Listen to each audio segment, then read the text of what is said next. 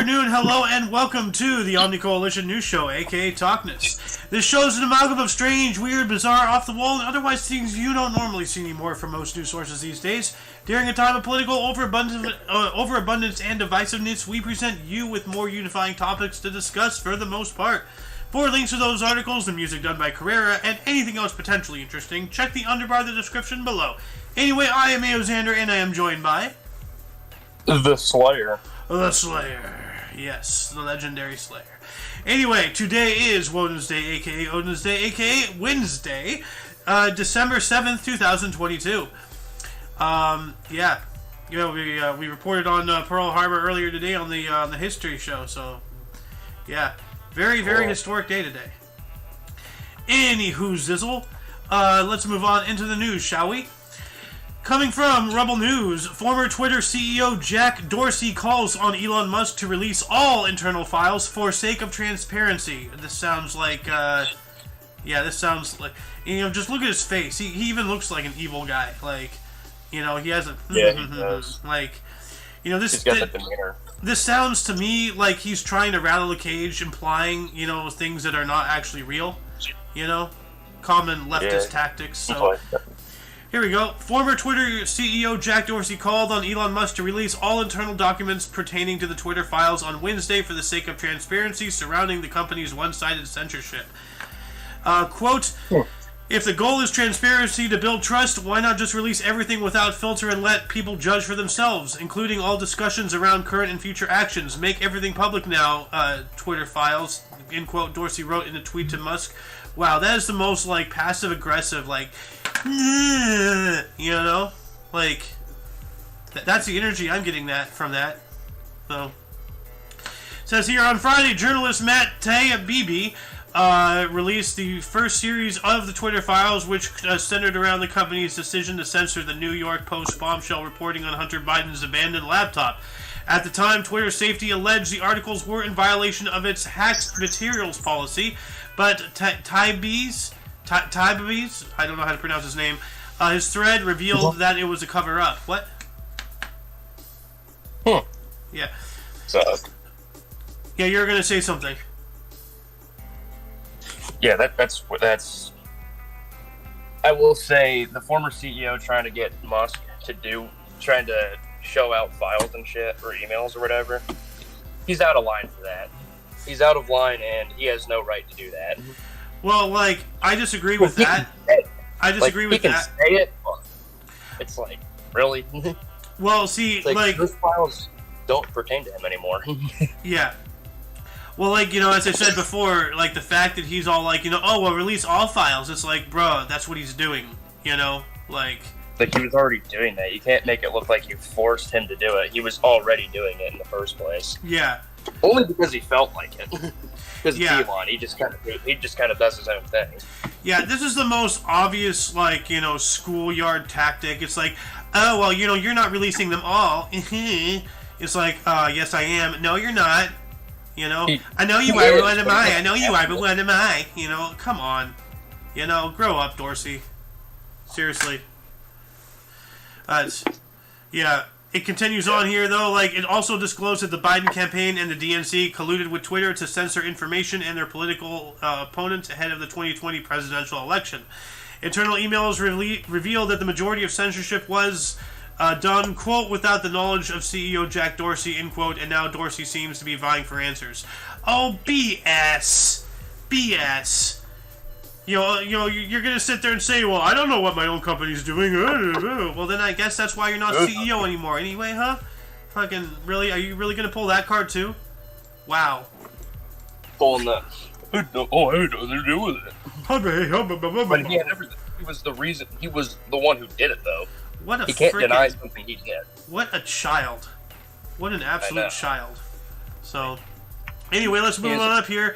More from Rebel News. This is a big one. China finally lifts severe zero-COVID lockdowns following protests. Man, about time.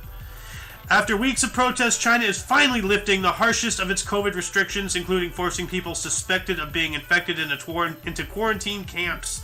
The move to lift the country's zero-COVID lockdowns comes a week after widespread protests rocked the cities throughout the country, including in the nation's capital, Beijing. For the BBC, China's National Health Commission announced new policies to replace the previously draconian lockdowns, including lateral flow tests would replace PCR PCR, People's Communist Republic, I don't know, tests in most scenarios where a result is needed, although PCRs are still needed for schools, hospitals, and nursing homes. Lockdowns would continue, but should only apply to more targeted areas. For example, certain buildings, units, or floors, as opposed to whole neighborhoods or cities being shut down. So that just tells me they're just going to, instead of shutting down the entire cities, they're still going to shut down the entire cities, but just label every single shutdown. So, areas defined as quote-unquote high risk should come out of lockdown in 5 days if no new cases are found. Several cities in China have endured months-long lockdowns, even with only a handful of cases. Well, that just tells me they can just drum up a false positive, as they always have done, to validate their what they would do. And then schools can remain open with student attendance if there's no wider campus outbreak, which once again they can just make something up, because that's what they do all the time. Wow, so nothing's going to change, it sounds like, actually. They're just this is just a PR campaign. Okay.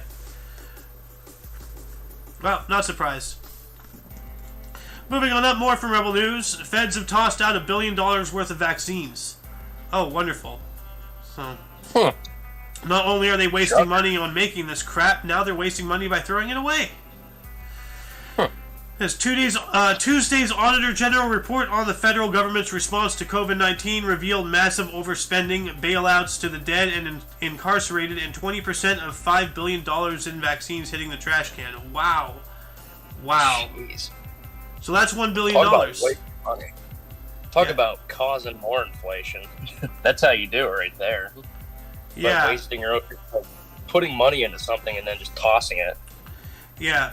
Well, I mean, look at what supermarkets and Walmart and all that stuff do to everything that's expired. Yeah. Instead of donating it, to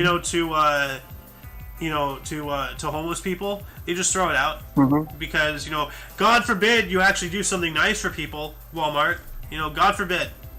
So. Oh, good news! I have some decent news for Christmas. Yeah.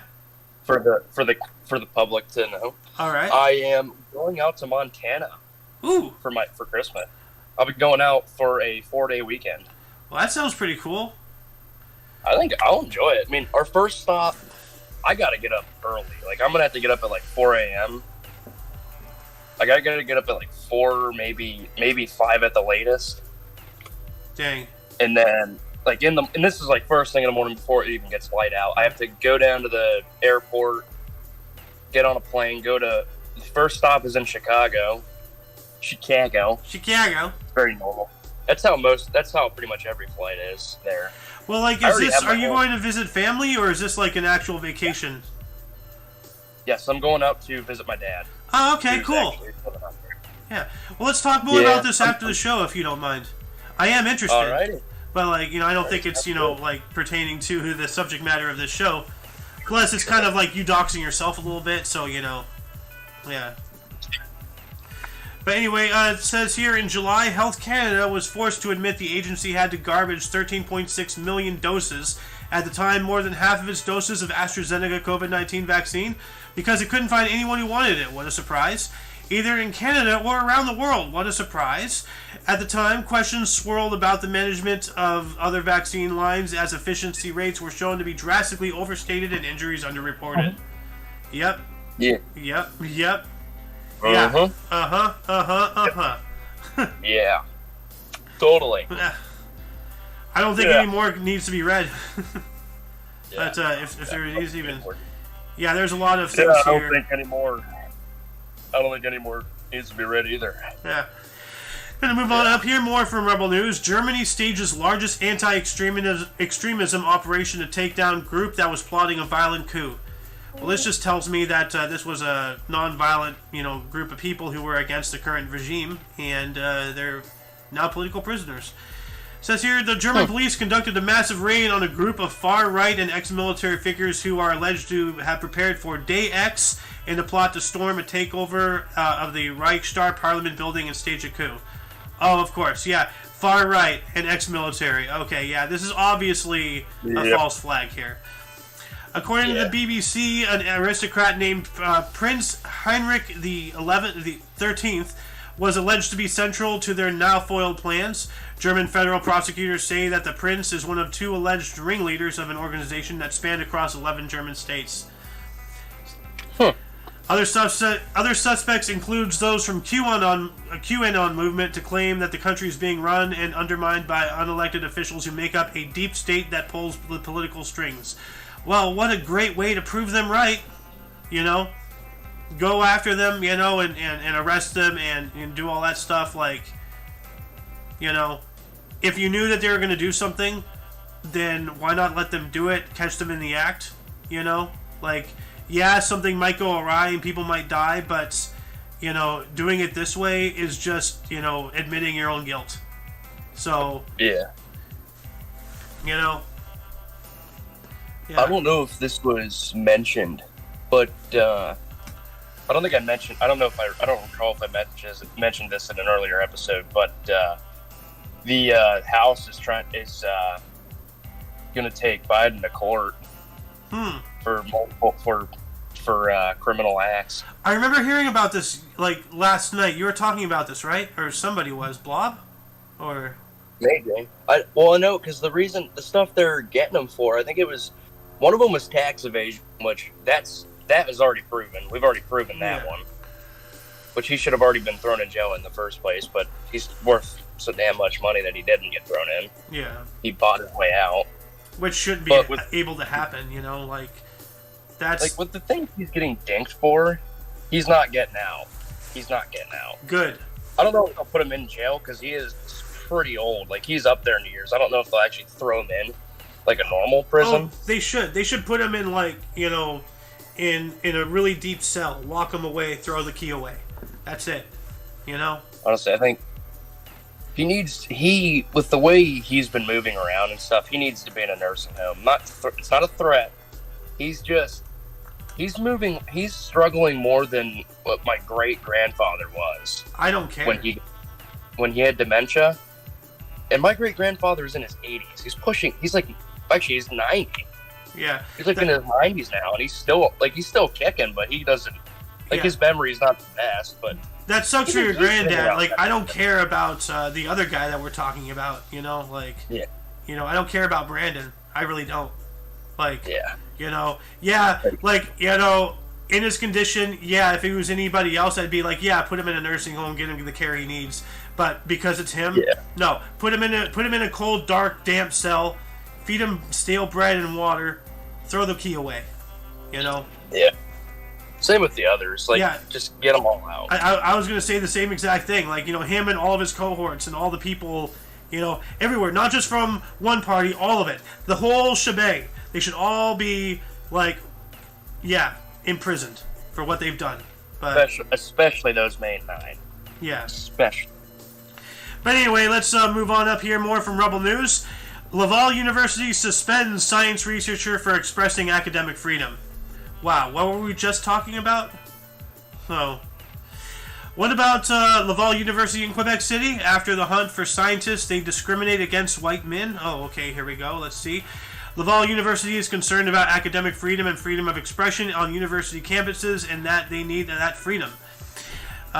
They also mentioned that in universities, people must debate everything, take risks, study and explore difficult, sensitive, or even controversial subjects, discuss everything but topics such as the possible effects of coercive vaccination. So, yeah. Oh, coercive vaccination. Okay, this is getting down a rabbit hole that I don't think I want to follow right now. It says here, in the past, the establishment has taken action against their employees who dared to take another way of thinking of the main narrative. Dude, the whole reason for academia is to take on challenging subjects and find alternative answers. The whole point of all that stuff is to advance knowledge, not put it into a pocket, Yeah. So... Yeah, exactly. It goes on here. Mr. Nicholas Jerome was the first to speak, and the university immediately disassociated himself from the words of the RNA professor and researcher. And then Mr. Patrick provost, teachers, and RNA researcher has had 8 weeks of suspension without pay and now risks his career with the same university. So, yeah, no, like, they're actively punishing people who are saying anything against the status quo.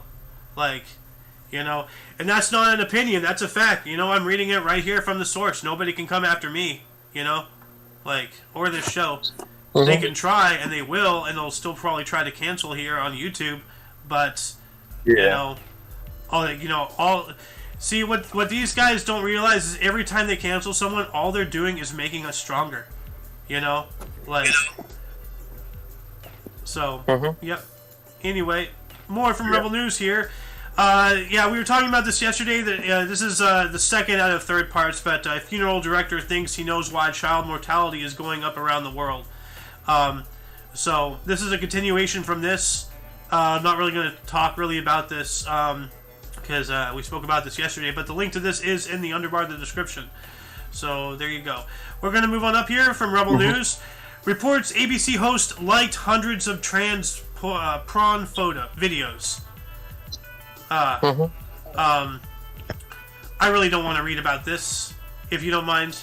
Like, we gotta start, you know, we'll still read the headlines. Yeah. But, like, as far as the main body, you know, if it's a subject matter like this, I kind of want to, you know, not talk about it. Because, you know, it's, yeah, I don't want to get canceled. So. Yeah. But then here, Qantas baggage tossers stood down after shocking video goes viral. So what happened here? 3 airport baggage handlers have been stood down and others blasted after shocking footage of workers slamming suitcases onto the ground at Melbourne Airport went viral at the weekend. Qantas has launched an investigation after ground services staff were filmed recklessly throwing customer bags onto a conveyor belt, with some missing the conveyor belt altogether. Oh, yeah, so this... Yeah, so, let's see the video. Wow! Like, why is he chucking it like that? You know, it's right there, dude. Wow. Yeah, that's right.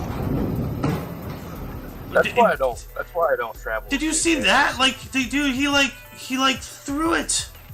He threw it down. Like, see, wham! What the hell? That makes no sense.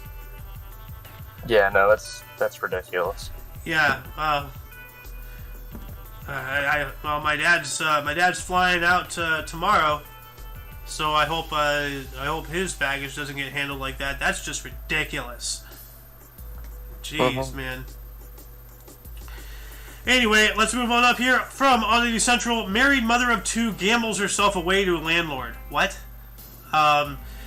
Gambling addiction is a real thing, and in extreme cases, it can create some truly bizarre situations, like people running out of money and gambling themselves away. An Indian man recently filed a bizarre petition with police in Prachagraph, Uttar Pradesh, claiming that his wife and mother of 2 children had gambled away all their financial savings as well as herself.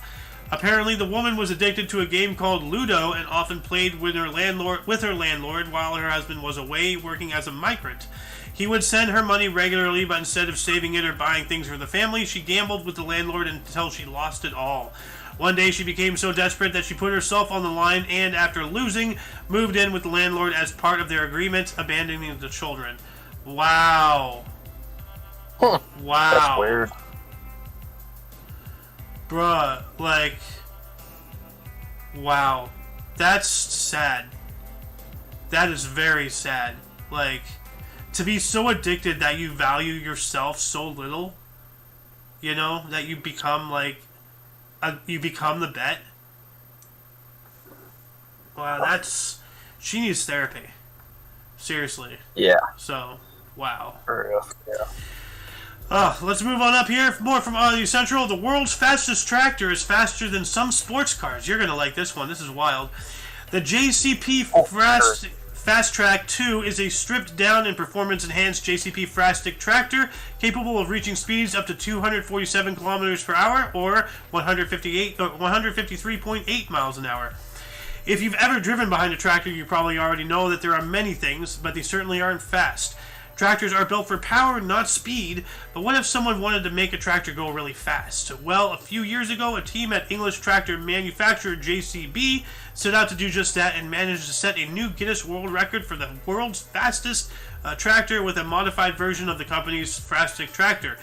Over two 2-kilometer runs, it averaged a speed of 135 miles per hour, or 217.6 kilometers an hour, and a peak speed of 153.771 miles per hour, or 247 kilometers an hour. And look at that thing, dude. Oh my god.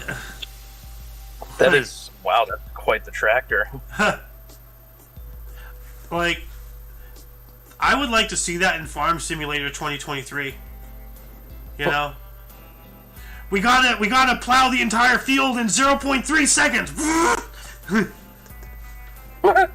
Good heavens. Yeah. Oh, great heavens. Great heavens! But yeah, like, I saw this earlier, I'm like, is that half of the Union Jack right there? And yeah, it is. So, yeah. That is a real powerful tractor. I'm just gonna read this next paragraph here. Powered by JCB's proprietary 7.2-liter 6-cylinder diesel max engine, the record-breaking Fast Track 2 had a peak power of 1,016 horsepower, backed up by over 2,500 Nm of torque. Those are some impressive numbers, but keep in mind that even in its stripped-down form, the thing weighed a whopping 5 tons. So the team had to develop innovative solutions for improving aerodynamics in order to achieve their goals. Oh my god. 10,000 pounds, so 5 tons, going at over 150 miles per hour. That is terrifying, dude. That is terrifying. That's like a, oh my god. A not so reinforced tank ripping down the quarter mile. Just ripping down the strip, and it's like, whoo! That thing's hauling. Man, something tells me that this is going to be utilized as some kind of new fast scout vehicle for the armed forces, you know? Seriously? I feel like it would. Like, seriously. You know, put on another another ton or two of armor. Yeah, you can reduce it down to 100 miles per hour, but still, you have 7 tons of an armored vehicle running around at 100 miles an hour. Like, you're not going to catch that. That's frightening. Anyway, moving on up more from Oddity Central, man spends 8 years carving 400 stone steps to Hilltop Temple. This is cool. An Indian man has gained the admiration of millions of devotees after spending 8 years carving over 400 stone steps to a hilltop Hindu temple using only a hammer and chisel. The Baba Yogeshwar Nath Temple in Bihar, eastern India, was famous among devotees of Lord Shiva, but very difficult to reach because of its location at the top of a steep 1,500-foot hill. Able-bodied people spent hours climbing the hill every day, while the elderly, children, and disabled people had virtually no way of reaching it without assistance. Trekking up and down the steep rocky slopes was risky, and people often injured themselves trying to reach the holy temple. So one day, 8 years ago, a local mason decided to make every devotee's life a little easier by carving stone steps from the bottom of the hill all the way to the temple.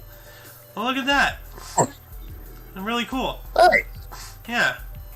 That is pretty neat. Yeah, like, it's, you know, it's not the best steps, but hey, you know, it's better than, like, you know, the alternative by far. I mean, it's better than what most people can do. Yeah. Says here... It's actually way better than a lot of people that I know. Yeah. I've seen... Huh? No, go ahead. Well, I've seen people that have made wood steps worse than that. And that's sad. If you've got perfectly straight pieces of wood, you should be able, if you're not dumb, you should be able to make a staircase no problem. Yeah. But somehow, I know people that are dumb, that are seriously so bad at making stairs that they manage to mess it up. Dang. It's really not that hard to make them. I made a step stool in wood shop once in high school. You learned how to make them too then? Oh, well, yeah, well, like, that was, like, over 10 years ago. So, well, like, over 10 years ago. Wow. I graduated in 2005. Oh, my God. I am old. Wow. Wow. Bro, you'll get here one day, too. It's going to blow your mind. Like yeah. I only graduated last year. Wow, you fetus. Actually, this past year, actually. Only back June. You egg. Oh my god. Like an egg. I'm an egg. You are an egg. I'm an egg. Yeah. Because apparently Doomslayers come out of eggs. They get hatched. Yes. Yeah, the Doomslayer hatched from an egg, apparently. They, like an alien, it goes... But every time, like, it opens up, you just, like, the Doom music starts playing, and you just see, like, a little fist, you know? Holding a gun. And then you just hear BFG Division getting spammed in the background. But it's, like, at a higher pitch because it's just Baby Doom. Just... Baby Doom, oh my god. Anyway, I'm going to read this last paragraph here before moving on. It says here, Ganure Paswan worked as a truck driver for most of his life before shifting to masonry. He spent most of his time in the city of Jehanabad, earning money for his family back home in Jarubanwaria, a village at the foot of the hill that many people climbed every day to perform pujas at the Baba Yogeshwar Nath temple. After going up the hill himself one day and seeing what devotees had to go through, Pashwan decided that something had to be done, and that was that he was the man to do it. So, good thing that this was not in the States, because like they would have like ordered him to destroy it or something, you know. But yeah, they're a little bit more free out in India, at least in this regard. But I mean, that's really cool. He's qualified to do it. Yeah. But you need to have permits, and you need to have a registered landlord, and blah, blah, blah, you know. So, like... Well, it is public land, so you don't really need a landlord. Yeah. Anyway, we're going to move on up here from the Mirror. Exclusive to the Mirror, nurses demand to be valued with pay among worst in Europe. Read letter in full. The Royal College of Nursing has written to Health Secretary Steve Barclay, citing this week's international report by the OECD as, quote, categorical evidence that the United Kingdom values nurses less than others, end quote, as they prepare for strike action next Thursday. The OECD's Health at a Glance Europe 2022 report compared nurses' pay across countries based on the common currency and adjusted for the cost of living there. When converted into the sterling, NHS nurses' pay was £29,710. That is not a lot. Like, that is nothing. Is that per month? Oh, well, let's see here. Using the same formula to factor in the cost of living called Purchasing Power Parity, PPP, the OECD put nurses in pay of Luxembourg at £57,530. Pay for nurses in Belgium was $53,650, and the Netherlands is $43,000. So these are all different costs of living and everything. In a letter seen by the Mirror, RCN General Secretary Pat Cullen said, quote, "This clearly shows that UK nurses fare worse than most other European countries, not only in comparison to national average earnings, but in relation to their incomes failing to keep up with their day-to-day living costs," end quote. So they're just the pay of nurses is the smallest in all of Europe, is what they're saying. So the UK, start paying your nurses more. You know, like, well, I mean, keep up. Well, I mean, they get free healthcare. All of them do. Everybody in Europe does. So I guess that kind of counters it. Yeah. Well, because if they didn't get free healthcare, they'd be getting paid probably triple that. I don't know. Well, there is no such thing as free. They're paying for it in taxes. So. Yeah. Yeah. Anyway, let's move on up here. More from the Mirror. Stephen Bear joked he could have a mad twin brother after sex tape arrest, court hears. Okay. Stephen Bear joked that he could have a mad twin brother when being quizzed by police after being accused of revenge porn, Chelmsford Crown Court heard today. Jurors heard how the celebrity Big Brother star 32 made the quip during a police interview in March last year over allegations he filmed himself having intercourse with Love Island star Georgia Harrison at the age of 27 at his home in 2020, and then shared the CCTV video to OnlyFans and adult site Pornhub without her consent. Wow, what the hell? Wow. So, and then of course he's going off and saying, "Oh, I have a mad twin brother." Really, dude? Like, you know, I hope he's joking. You know, you can't really tell with people anymore these days, but I hope he's joking. And yeah. if he did do that out of spite, then he deserves everything that's coming to him. Can anyone say like Amber Heard? Like that's what I'm thinking of right now. So anyway, gonna move on up here to UPI, aka Oopie. Blind horse breaks 3 Guinness World Records in Oregon. This is interesting here. A 22-year-old Oregon horse with no eyes broke 3 Guinness World Records: highest free jump by a blind horse, most flying changes by a horse in 1 minute, and fastest time for a blind horse to weave 5 poles. Morgan Wagner of Corvai said that he was allowed to choose her horse, Endo, from her grandmother's herd when she was only 13 years old. Wagner said Endo started having eye problems when he was 8 years old, and then he was diagnosed with equine recurrent uveitis, which eventually led to his eyes having to be removed. That sucks, man. She said it took time for the horse, not known that as Endo is the blind, or now known as Endo the blind, to regain his confidence. Quote, he was very scared in the beginning, so I took him for walks around the barn and then moved on to walks around the property, end quote. Morgan told Guinness World Records, everything in small steps. Dude, could you imagine, now, it's scary enough for a human, but can you imagine being something like a horse and then just waking up one day and your eyes are gone? Like, what the fuck? Like Jesus. Yeah, you'd be flipping out. Yeah, why can't I see anymore? What's going on, I can't find the oats. Help! You'd be sitting there having a panic attack. Yeah. Good Lord. Well, man. I accidentally looked at it without its eyes, and they're just empty sockets. Awesome. It's, weirdly disturbing. Yeah. Let's move on here. More from Oopie. Virginia dad pushes 4 kids in a stroller while running 10K. Huh. Dang. Wow. That's impressive. It's like, honey, I'm taking the kids out for a walk. Oh, never mind. I'm taking the kids out for a marathon. Like, what? A Virginia man loaded his 4 children into a stroller. Sorry, what? Wait, that's not even a marathon.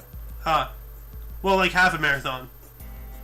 Yeah, I think that's a half marathon, I think. Yeah. I'll check. It says here, a Virginia man loaded his 4 children into a stroller and ran a 10K race in 48 minutes and 1 second, earning a Guinness World Record. So he ran in a race. He wasn't just doing it. He was in a competition. That is crazy. Stephen Christopher, an active-duty Air Force pilot from Sterling, participated in the Run the Greenway race while pushing a 4-seat stroller containing his 4-year-old, 2-year-old, and 2 10-month-old children. Christopher finished with a time of 48 minutes and 1 second, becoming the first Guinness World Record holder in the category of fastest 10 kilometers or 6.2 miles, pushing a quadruple pram male. Quote, the real challenge and why I think it's a Guinness World Record is running while pushing a stroller with 4 kids that are in there for a long time and having to make them happy with inclement weather and all those challenges, because I think that changes the game completely, end quotes, Christopher told Inside Nova. So, and then of course there's a little bit more for the audience to go and read themselves. But, man. Yeah, correction about the half-mile thing. That isn't even a quarter. That's not even a quarter marathon. How long is a marathon? A marathon is 26 miles or 42 kilometers roughly. Okay. Yeah, I'll check. Okay, yeah, that sounds about right. 42K. It's not even. Okay. Yeah, no, it's a half marathon is 21 kilometers. Okay, so this is less than a quarter of a marathon. Yeah, it's just under. It's only maybe a kilometer off. That makes me think maybe this guy should do a marathon with these kids. I think he would die. Yeah. He'd probably pass on from cardiac arrest from running that damn long. Dude, did I show you that video of that guy? They have those little carriages you can attach to the back of a bike for kids. Mm-hmm. Have I shown you that video of the guy with that, and he does a flip and everything? Oh my god! Oh, that is dangerous. That's Hold on a second. Let's see here. Bike guy, child care flip. Let's see if I can find it. No, I can't. I can't seem to find. I have it saved. Oh God. Yeah, it's essentially right there. You can see in the thumbnail. Like, that's not the same one. Actually, that is the same one. Hold on a second. Hold on. Let's see here.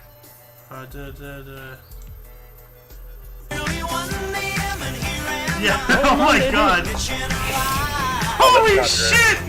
Oh my God! That kid's getting air.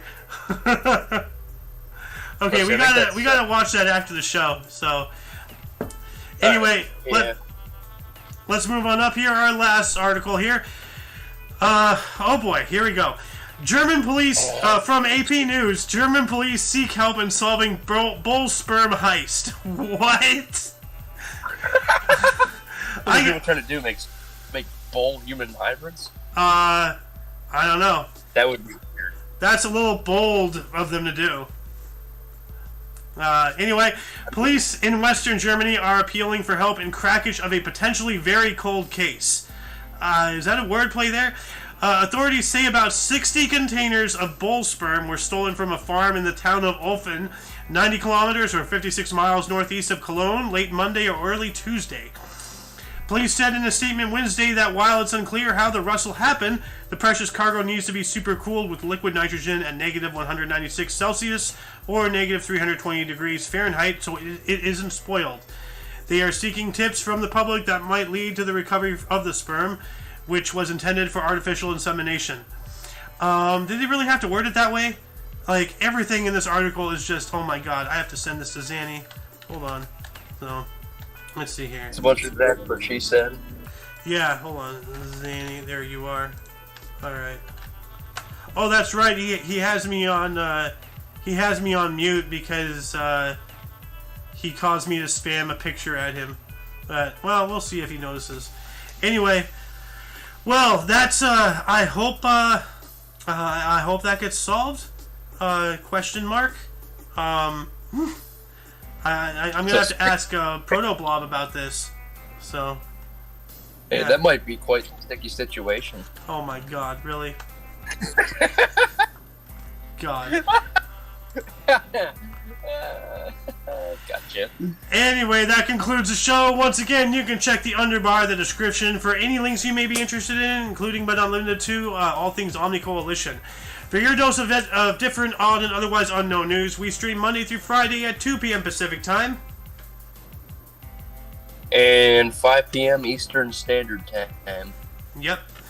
Anyway, for all of you and all of us, I am Xander. And I am the Slayer. Yep. And until you catch us tomorrow, or if you're interested in history, we have a history show every day at 10 in the morning Pacific Time. Anyway, whenever you see us again, until then, don't forget to look right and left at every intersection, rate 5 thumbs, and subscribe. Toodles!